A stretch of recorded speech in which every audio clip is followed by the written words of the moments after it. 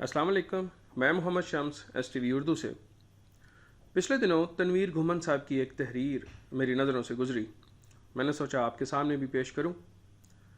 तनवीर साहब लिखते हैं, आज से 20 साल पहले मैदे के अल्सर का शिकार होने के बाद मुझे मालूम हुआ कि हमारी सेहत या बीमारी में फ़ैसला कुन हैसियत खुराक की है।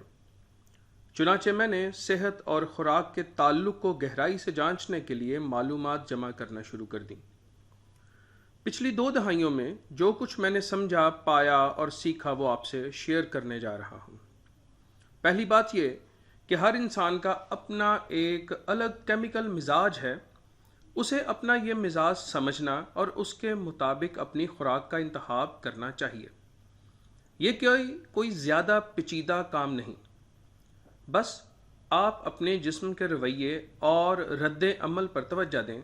कोई भी खाना खाने के बाद आपका जिस्म या तो खुशी और तस्कीन का इजहार करेगा या फिर बेजारी और बेचैनी दिखाएगा।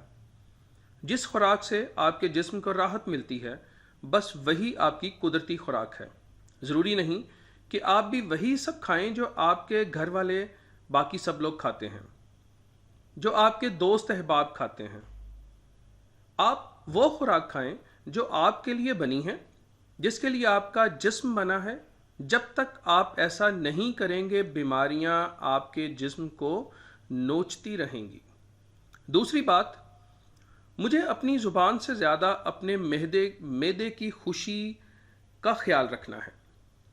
अक्सर ज़ुबान को मज़ेदार लगने वाली खुराक मैदे के लिए तकलीफ़ देह होती है।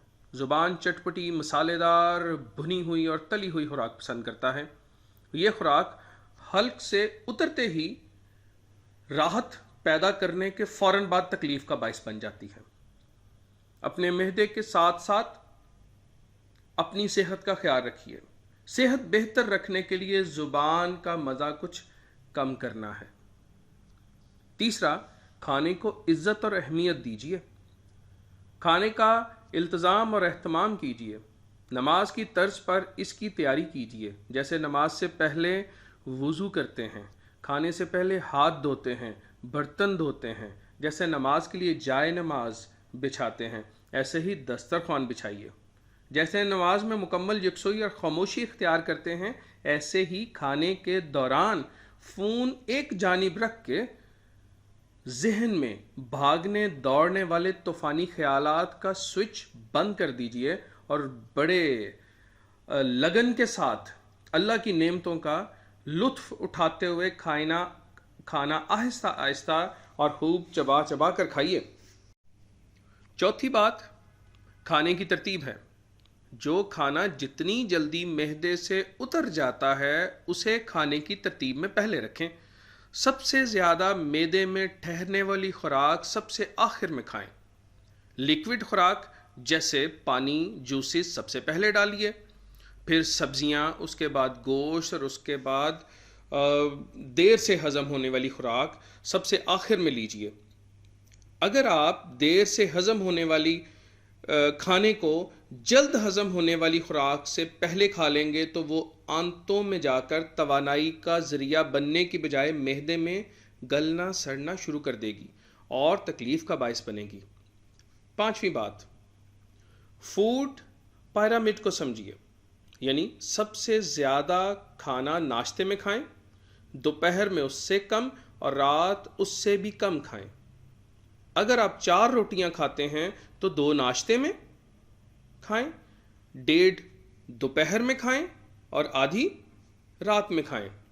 वो मशहूर मकूला तो आपने सुना होगा कि नाश्ता बादशाहों की तरह, ज़ोहराना वज़ीरों की तरह और इशाइया फ़कीरों की तरह करो। दोस्तों के साथ खाने का प्रोग्राम हो तो नाश्ते का इंतखाब करें। किसी को दावत पे घर बुलाना हो तो नाश्ते पर बुलाएं। आपका मैदा आपको दस्त बदस्ता सलाम पेश करेगा। छठी बात जो मैं समझता हूँ वो ये है कि हमारी सेहत के दुश्मन 3 सफ़ेद जहर हैं। इनमें से एक आपको महफूज रखता है, उनमें से एक हमारे दिल का दुश्मन, दूसरा हमारे जिगर का दुश्मन और तीसरा हमारे मैदे का दुश्मन है। पहला है नमक, दूसरा चीनी और तीसरा मैदा, सफ़ेद आटा। बेकरी के सामने वाली सड़क से भी बच कर गुजरें। مشہور ہے کہ جس شہر میں جتنی زیادہ بیکریاں ہوں گی وہاں اتنے ہی زیادہ کلینک اور ہسپتال ہوں گے۔ ساتویں بات، گندم اپنی غذائیت اور انہضام کے لحاظ سے تمام اناجوں میں سب سے کم تر درجے کا اناج ہے۔ گندم پہ انحصار کم کرنا چاہیے، اناج بدل بدل کر کھانا چاہیے۔ کبھی جو کی روٹی کھائیں، کبھی باجرے کی روٹی کھائیں، کبھی مکئی کی روٹی کھائیں، کبھی بیسن وغیرہ، سارے اناج مکس کر کر ملٹی گرین آٹا بنا لیں، اس سے صحت میں انقلابی تبدیلی آئے گی۔ آٹھویں بات، ہماری روایتی گھروں میں کچن ایک پورا دواخانہ اور فارمیسی ہوتا ہے، اس کا استعمال کیجیے۔ تل، کلونجی، سونف، الائچی، دار چینی، زیرہ، ادرک، لہسن، پودینہ، لیموں، شہد کسی تحفے سے کم نہیں۔ ان کو حسب توفیق چبائیں، چائے میں ڈال کر پئیں، قہوہ بنائیں، یہ سب حسب منشا استعمال کریں۔ انشاءاللہ آپ انفیکشنز اور دوسری بیماریوں سے محفوظ رہیں گے اور آپ کا معدہ بھی آئٹمائزڈ رہے گا۔ نویں بات، ہمارے جسم کے لیے سب سے زیادہ تھکا دینے والا کام کھانا ہضم کرنا ہوتا ہے۔ آپ نے ہمیشہ تجربہ کیا ہوگا کہ کھانا کھانے کے فوراً بعد سے لے کر 1 گھنٹے تک جسم سست پڑ جاتا ہے، اونگ اور نیند آنے لگتی ہے اور کام پر پوری توجہ مرکوز کرنا مشکل ہو جاتا ہے۔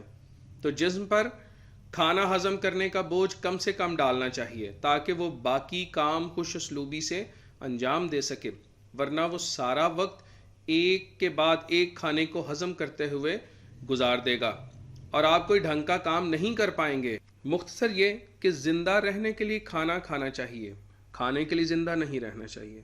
10ویں بات، ہماری صحت ہماری پہلی ترجیح ہونی چاہیے۔ صحت کی حفاظت ویسے ہی کرنی چاہیے جیسے ہم اپنی دولت اور عزت کی حفاظت کرتے ہیں۔ یہ انتہائی ذاتی ذمہ داری ہے۔ ہم یہ ذمہ داری کسی ڈاکٹر، حکیم، دوست یا خاندان کے کسی فرد کو نہیں سونپ سکتے۔ اپنی صحت کی حفاظت میں ہمیں کئی قربانیاں دینی پڑ سکتی ہیں۔ ہمیں وہ قربانیاں دینے کے لیے اپنی ذہن سازی کرنی چاہیے، لوگوں کی ناراضگی کو بھی قبول کرنا چاہیے۔ میں نے صحت کے متعلق یہ سب اور بہت سی قیمتی باتیں معدے کے السر کا شکار ہونے کے بعد سیکھیں، لیکن ضروری نہیں کہ آپ بھی خوراک سے متعلق لائف سٹائل تبدیل کرنے کے لیے میری طرح معدے کے زخم کا شکار ہوں۔ آج ہی فیصلہ کیجیے، ایک صحت مند اور پر لطف زندگی گزاریے۔ شکریہ۔